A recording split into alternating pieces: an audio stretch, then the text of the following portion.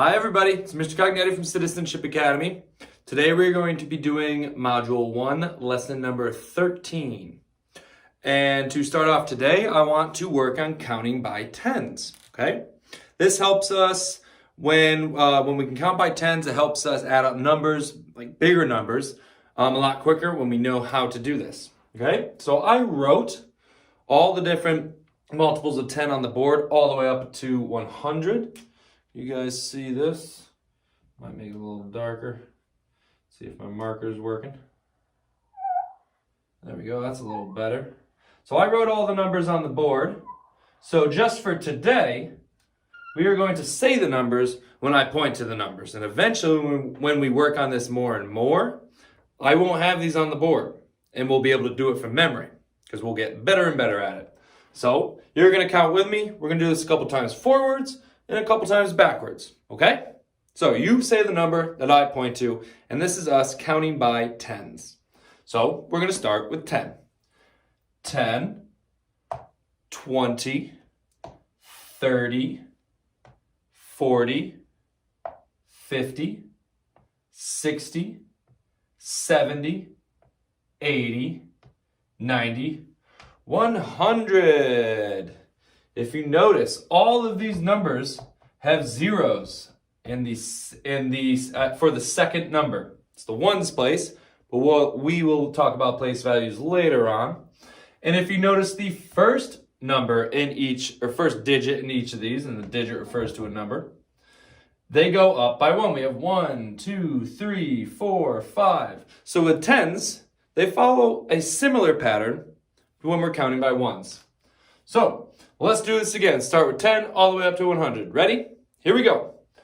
10, 20, 30, 40, 50, 60, 70, 80, 90, 100. All right. Very good job. Do you think you can do it backwards? Think you can start with 100 and go all the way to 10? Where is it? Right there. Let's try it. Again, you're just going to say the numbers I point to. Ready? 100, 90, 80, 70, 60, 50, 40, 30, 20, 10, and who knows what 10 less than 10 is, or 10 minus 10. Our last number would be 0. That's what we would start and end with. All right? We will practice that a little more as we go along. A couple more times, but let's jump into our lesson today. So today we are going to work on identifying the part of a number sentence that we are trying to find. Because if you remember, we've worked with some word problems where we are given both parts and we need to find the whole, or however many they have all together. Or sometimes they've given us one of the parts and our whole, and we need to find our other part, okay? So we're going to work on identifying which we need to find. So to start off, let me erase this super duper quickly. Okay. I'm going to write a number sentence on the board, and with a question mark in one of these sections, and you need to think about which section of the number sentence are we missing? Are we missing one of the parts, or are we missing the whole?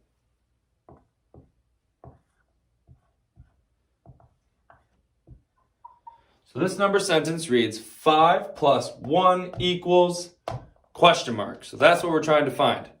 So where this question mark is this the whole, or is this one of the parts? Take a couple seconds to think about that.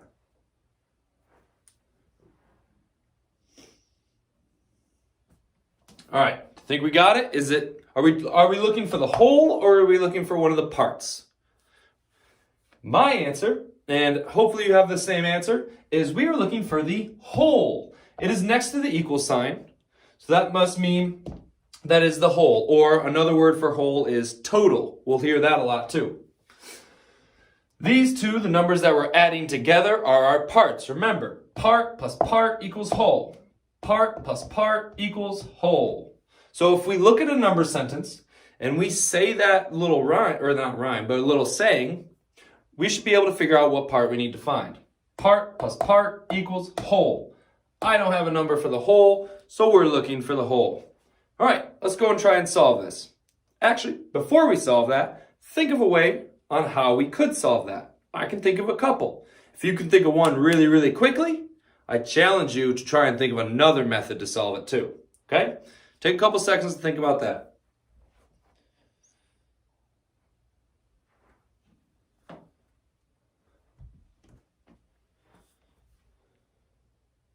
All right, time's up. If you have a method, let's see if it's the same method as I use. If not, pay attention to the methods I use, and then you can use that next time we're solving one, because we're going to do one right after this. All right, so what do we know? We know we have 5, and we're adding 1. We need to find out what it equals. What is the first step I always like to do to help me solve problems? Draw a picture. So we're going to draw a math picture. All right, so I have 5 right there. I'm going to draw 5 circles. Okay, now since it's written this way a little bit and we've always been drawing circles that come to the side like this, I'm going to run out of room that way, so I'm going to go straight down. 1, 2, 3, 4, 5. Okay, we have 5 circles underneath our number 5. Look at that. Then we have our plus sign, and then we have 1 over here. So I draw only 1 circle underneath the 1. All right, that's pretty simple, right? If we have the number 5, we draw 5 circles. If we have the number 1, we draw 1 circle. So now we need to add them together, or count all of them all together. So, do I need to count out all those 5, or can I just say 5? Because I know there's 5 there. I can just say 5, and then we can use our count on method to count on that 1. So we're going to put 5 in our head and count 1 more. So put 1 finger up, because that's the one we're going to add on. Then we're going to put 5 in our head. Ready? 5, 6. All right. So our answer, we think, is 6. Let's count all these circles. 1, 2, 3, 4, 5, 6. We have 6 total circles, so our whole must be 6. So we are correct. That's how we check our work to make sure we are right. Good job. Let's do another one. Let me get my eraser super quick.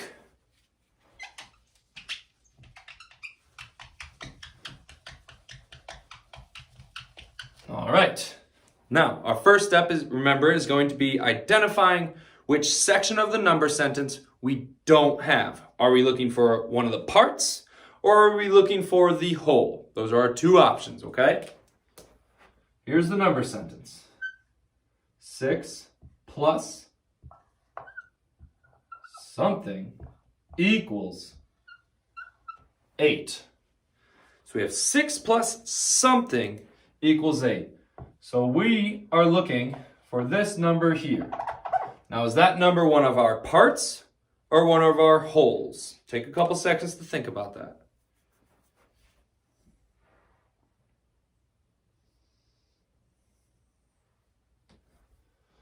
Think you got it?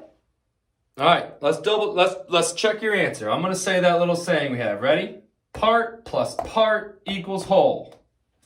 What word did I say when I pointed to this question mark? Pay attention to that. Ready? Part plus part equals whole. I said part. So we must be looking for the part, one of our parts. And here we have our number 8. Okay? So let's try and figure this out. How are we going to solve this? We could do a couple different ways. I want to start with drawing a picture. It's always a great way to start with. So if I have the number 6 here, I'm going to draw how many circles? 6. I see the number 6. I draw 6. 3, 4, 5, 6. All right. 1, 2, 3, 4, 5, 6. We got them all. Okay. I don't know how many to draw underneath my question mark, but I have the number 8 over here. How many circles am I going to draw over here? 8. Very good. 1, 2, 3, 4, 5, 6, 7, 8. We got a lot of circles over there. Okay, so that's our total. This is how many circles we have all together. But we need to find out how many circles goes onto this 6 to make 8. There's a couple different ways we could do this. One of the ways is we could start with 6 and count on until we get to 8 and see how many fingers we have up at the end. Or, if this is our total, this is how many I know I'm supposed to have at the end. 6 of them I already know come from this 6. So I could show that somehow. Could you think of any way I could show 6 of these looking a little different than however many in addition there are to the 6? If you can't think of a way, I'm going to tell you right now. I could color in 6 of them. Because I know this 6 plus however many circles are here are going to be all those. So I'm going to color in 6. 1. Count with me. 2. 3. 4. 5. 6. Okay, so I have 6 shaded in. Those are going to be these 6. How many do I have not shaded in? I can see, can you see, you got a little glare. There is one down here. I can see 2, 1, 2 not shaded in. So if I were to put those 2 over here, let's think, would this 6 plus these 2 make 8? Well, let's count on. We're going to put 6 in our head and count on by 2. So put 2 fingers up and get ready to put 6 in your head. Ready? 6, 7, 8.